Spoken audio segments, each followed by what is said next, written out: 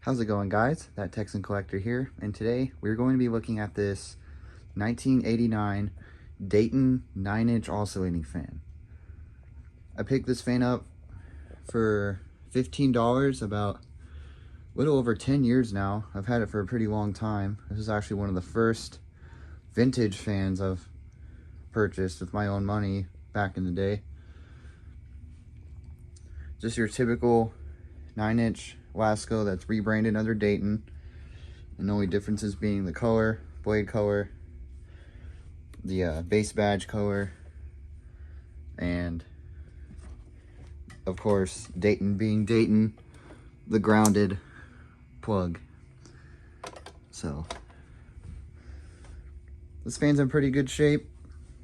The badge is still in really nice shape for its age. It runs really well. Some of you know, a lot of the 9-inch Lasco fans have the prone issue of having atrocious bearings, like very clunky and rattly bearings, just because the grease was especially bad in these bearings compared to like 12 inches or 16-inch fans. But surprisingly, this one's actually pretty decently quiet. I don't know if it just wasn't used much, or if it was used a lot and it wore in, or it just stayed indoors most of its life. Which, it might be the latter, but I'm not sure, because the base does have some yellowing going on. A lot of like sun exposure. This plastic is doing this weird discoloration in certain spots. Like there's like evidence of stickers, oddly enough, on both sides on the same spot. And the plastic is a bit rough here on the neck, but the blade nut is yellowed, which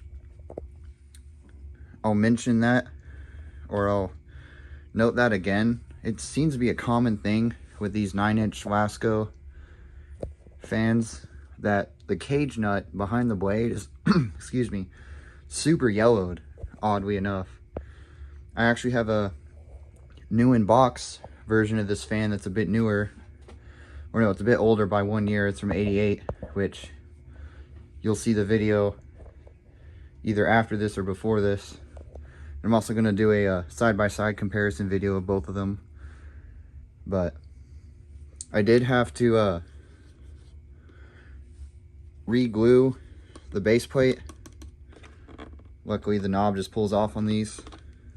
I had to re-glue it because when I got it, it was just loose and just sliding around. So I re-glued that. That's basically it. I haven't even really oiled it. But talking about that cage nut, I know I got sidetracked. A lot of other my Lasco 9-inch fans have the same issue. Even my new in box Dayton 9-inch has that same exact issue. Even out of the box, it was super yellowed. I don't know if it's just different plastic they used or something, but they all seem to be super yellowed compared to the rest of the fan. But enough of that. I'll start up on low.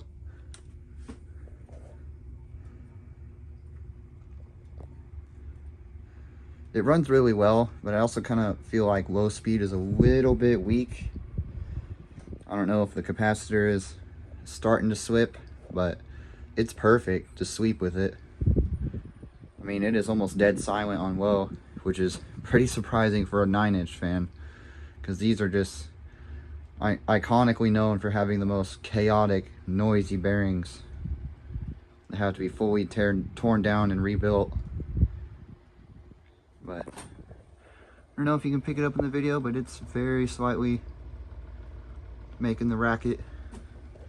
It's a little bit more noticeable on high, but it's a good runner. I used to sleep with this fan on my nightstand, and I'm finally getting around to videoing it.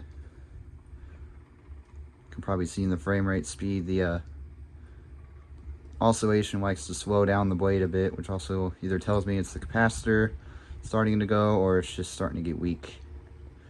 But it still runs really well. It's a really good fan.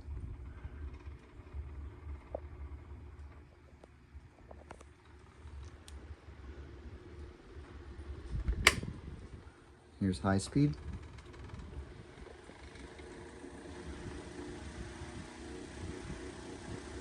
There's that little noise I was telling you about. This one is one of my better ones. Good air mover for a 9-inch though.